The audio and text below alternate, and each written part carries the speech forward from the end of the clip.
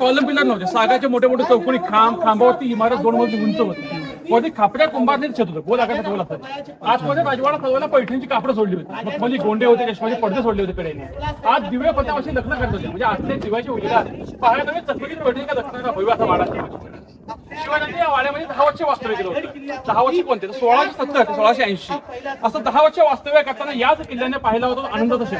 तुम्ही राजाचा राज्याभिषेक केला आणि एक दिवस न पाहायचा तुम्ही रायगडच्या पदरी पडला, स्वराज्याचा काळ ठरला आणि याच वाड्यामध्ये शिवाजीचं निधन झालं 3 एप्रिल 1680 ला. 3 एप्रिल 1680 ही मराठीमध्ये तिथे चैत्र पौर्णिमा होती. हनुमंत जयंतीचा दिवस होता आणि शनिवारी दुपारी 12 वाजता माझे प्राण सोडले बघा. संपूर्ण शिवाजीचं जीवन लाभलं फक्त 50 वर्षात. 19 फेब्रुवारी 1630 मध्ये शिवनेरी किल्ल्यात जन्म आला. 3 एप्रिल 1680 ला वाड्यात निधन झालं. मग 50 वर्षामध्ये सर्वसामान्य मनुष्य म्हणून आपल्याला काहीच करतात जीवनात बघा. शिवरायांनी 16 वर्ष तोरण माझा तोरणा किल्ला जिंकला होता. अखंड 50 वर्षात 350 किल्ले जिंकले.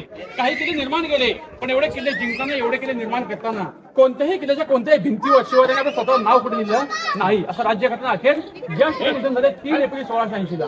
पण शिवराय इथे 10 वर्ष राहिले होते. त्यांच्या उत्तरात शंभूराजे या वेळेत 9 वर्ष राहिले. हे दोन्ही राजे राहताना वावरले असतील. या धुळीला, या मातीला, या खड्यांना आपल्या राजांच्या पायाचा स्पर्श देखील झाला असेल आणि म्हणून येणारा शिवभक्त मोठ्या गर्वाने की धूळ माझ्या कपाळी जातो. पण शेर असं आहे की रायगडावर खडे पसरले, की रायगडावर खडे पसरले शिवरायांच्या पायी आणि हेच आपलं माणिक मोती, दुसरी दौलत नाही बघा.